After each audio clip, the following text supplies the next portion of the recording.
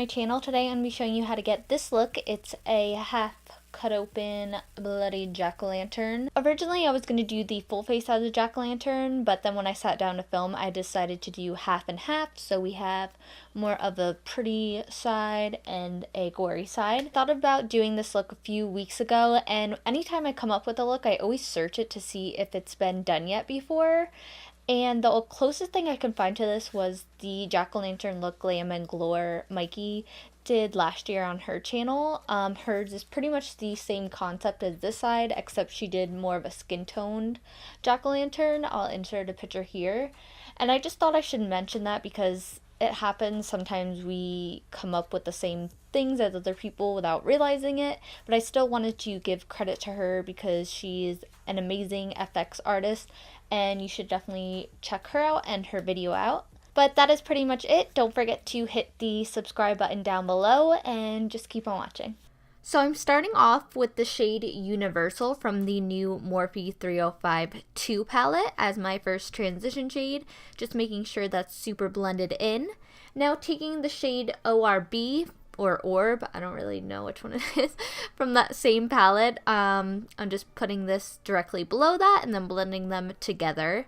Now taking this orange shade called Ablaze, I'm going to blend this directly into my crease.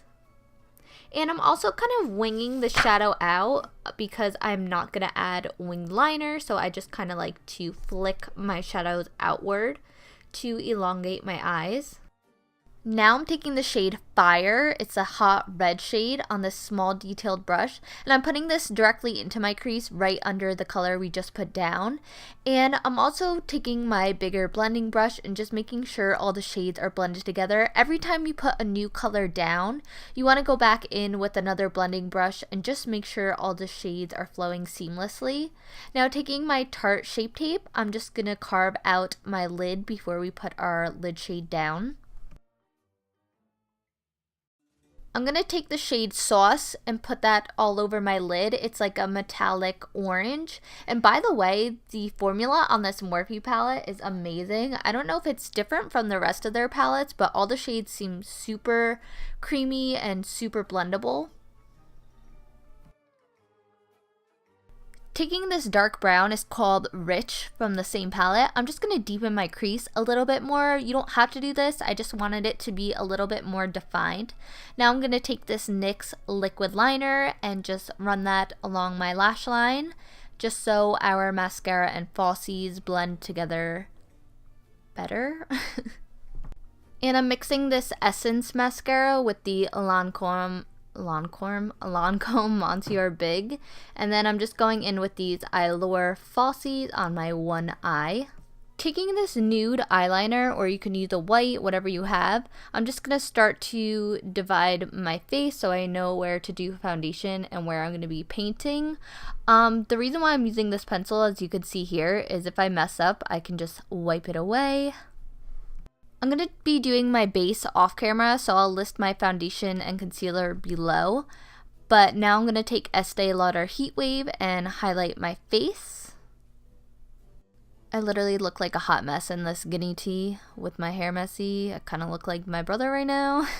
But I'm taking this Becca Sunlit bronzer and bronzing my face, and then I'm going to contour using the Kat Von D Shade and Light palette because it's Halloween, so I'm taking advantage of contouring.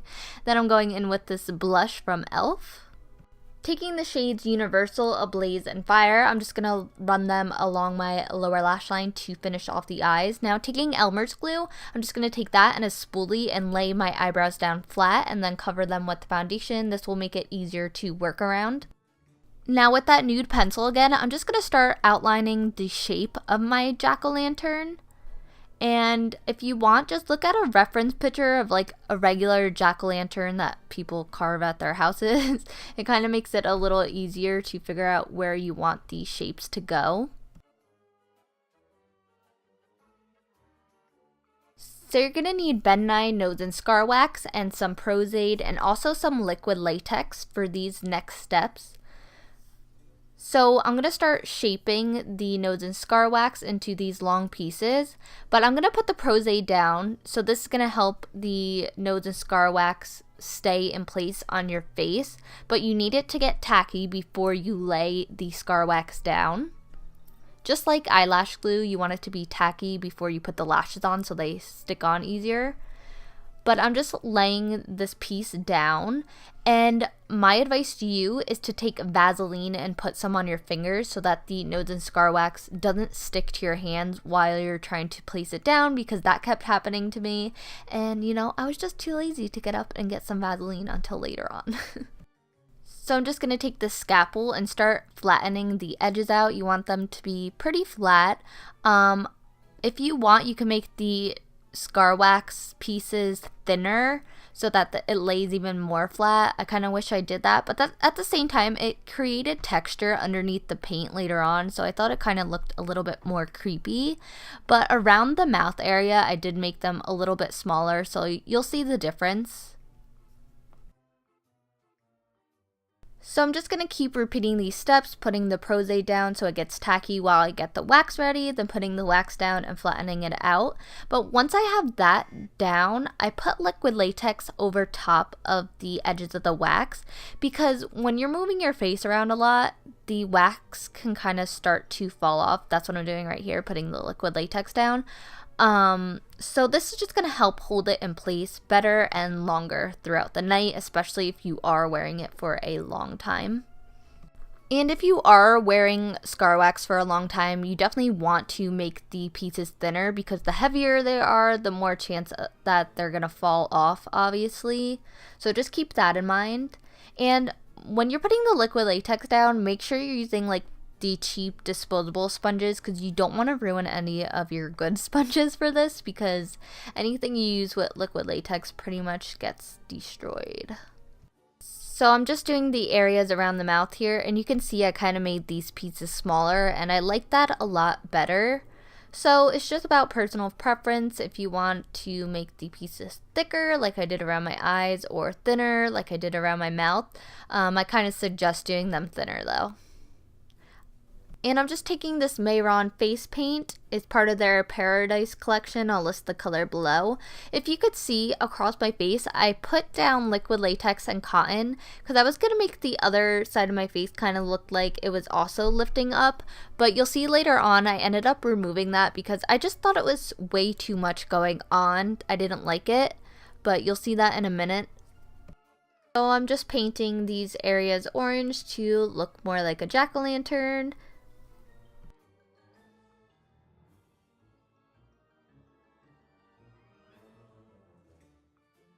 So I'm just painting down my neck, and I'm kind of making the bottom almost look more root-like it's growing, just because I didn't want it to just end at the bottom of my neck. I wanted it to expand out a little bit more. And here's where you can see that I decided I did not want that cotton there.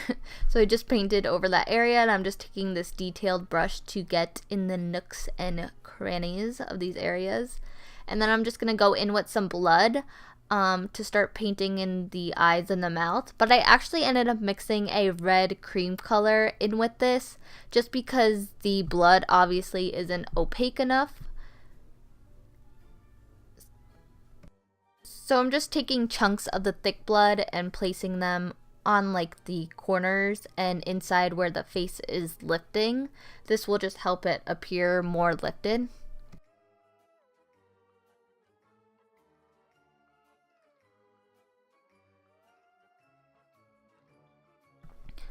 I'm just adding some black cream color around the eyes because I felt like it was just missing something, and I'm going to put black liner in my waterline. And here's where my camera decided to shut off without me knowing. So basically all I did was started to shade parts of the jack-o'-lantern. So I'm just taking a brown shade, and I'm going to shade the edges of the jack-o'-lantern side. This is just going to help the face look more lifted by shading these areas. And I'm also going to take some black and add that in even where the roots are on my neck. And then I'm just going to take a blending brush and blend them out a little bit more. By the way, the lip color that I'm wearing is the NARS Power Matte Lip Pigment in the shade Rock With You. I really like these liquid lipsticks. I want to pick more shades up and try them out. And once you're done shading, that is pretty much it for this jack-o'-lantern look. So I originally wanted to add the knife on one of the corners to make it look like it was actually getting carved out, but there's just no room, so that's not happening. So that is it for this look. I hope you enjoyed. If you did, be sure to hit the thumbs up button and don't forget to hit the subscribe button down below so you can get notified whenever I post a new video, and follow me on my other forms of social media, and I'll see you in my next video.